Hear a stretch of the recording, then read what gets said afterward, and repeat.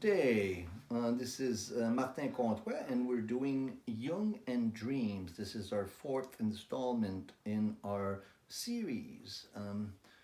As you may know, I'm going to use a quote from The Structures and Dynamic of the Psyche, which is volume 8 of the collected works of Carl Jung. And this is a quote about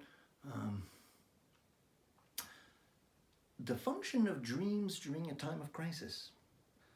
When, of course, for those of you who know, Jungian psychology is basically based on dream analysis. If you went to see Jung, you would take your dreams with you and you would see him 1 hour every day and you would discuss your dreams and he would teach you how to analyze and work with your dreams, and through that process he would help you heal your neurosis or your psychosis. And he did that to an astounding level of success, and that's how he became famous. So, but what he found is that at times of really important collective crisis in the work, in dealing with the dream material from his clients, he would see recurring patterns that would announce the crisis. Like before World War II, Jung saw patterns in people's dreams, and he was really perplexed about it and in his own dreams, and then the war broke out. And the same thing, throughout his career, and you can read that in Memories, Dreams, and Reflection, his autobiography, where he tells a story of his life according to his dreams and his visions. And then we're all familiar with the Red Book, who is also created through it, or inspired through his dreams. So this particular quote is about that, and it's a long one, so we'll go in installment. So this is on the nature of dreams in the structure and dynamic of the psyche. All these moments in the individual's life, when the universal laws of human fate break upon the purposes, expectations, and opinions of the personal consciousness, are stations along the road of the individuation process. So individuation means becoming whole. And then Jung says here, all these moments in a personal life, when the universal laws of human fate break upon the purposes, expectations, and opinions of the personal consciousness. In other words, our ego consciousness can't really deal with what's going on in terms of understanding it. It's like and that's what a psychosis is. A psychosis is a breakdown of the ego, announced by a neurotic kind of behavior that leads to a crisis, a breakdown. So when these breakdowns happen, and here we're living through a collective crisis, when they break down upon the purposes, expectations, and opinions of the personal consciousness, these are stations along the road to the individuation process. In other words, this crisis that we're living through, this collective psychosis, as I like to call it, and as Jung called World War II, these are opportunities for collective individuation. We have an opportunity here for change. Crisis in Greek means the opportunity for change. So this process is in effect the realization of the whole man. That is the process of individuation. The ego-conscious personality is only a part of the whole man, and its life does not yet represent his total life. The more he is merely I, there he splits himself off from the collective man of whom he is a part, and he may even find himself in opposition to him.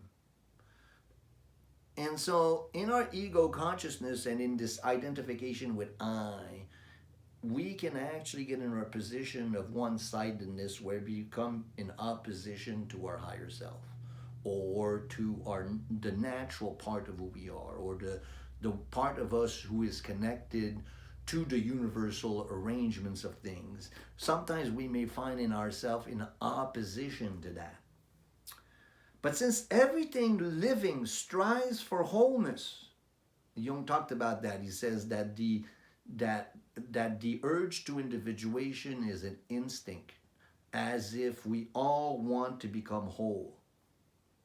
The inevitable one-sidedness of our conscious life is continually being corrected and compensated by the universal human being in us, whose goal is the ultimate integration of conscious and unconscious, or better, the assimilation of the ego to a wider personality.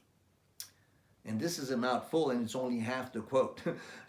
but here Jung says that in this process of becoming whole, this unconscious part of ourself is constantly making adjustment or sending us messages or making these crises happen to us so that we will adjust to a proper state of being.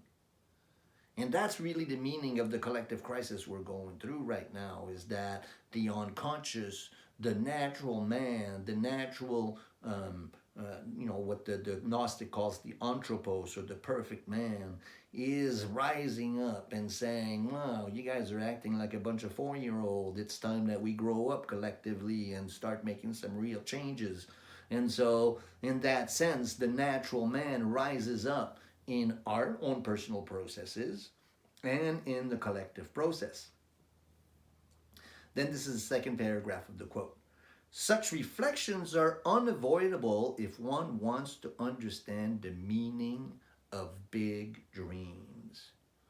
And that's what I'm finding in my work right now, is that a lot of people are getting some really big dreams. And these dreams are meant to help you, guide you to this message that the unconscious is delivering to all of us.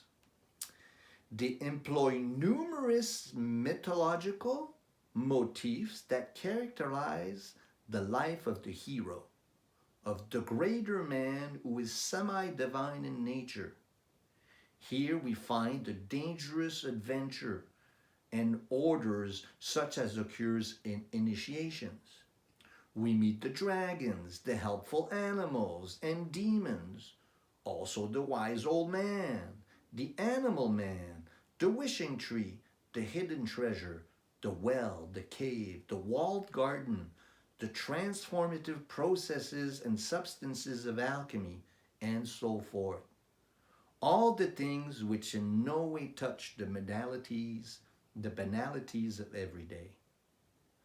The reason for this is that they have to do with the realization of a part of the personality which has not yet come into existence, but is in the process of becoming.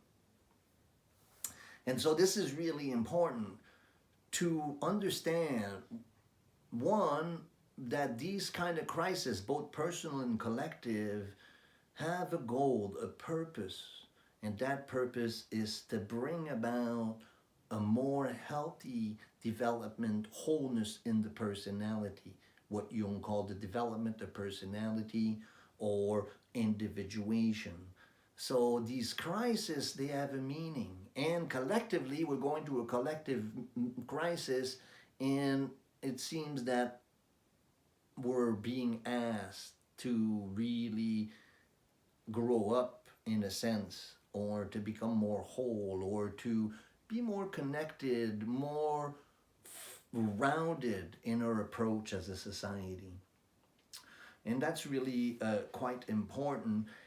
And in your own process as an individual, paying attention to your dreams at such times, but also always, and this is the purpose of this video series, is to support you in integrating a dream practice. By integrating a dream practice, you can pay attention to nature in your own psyche and what the message are to you personally.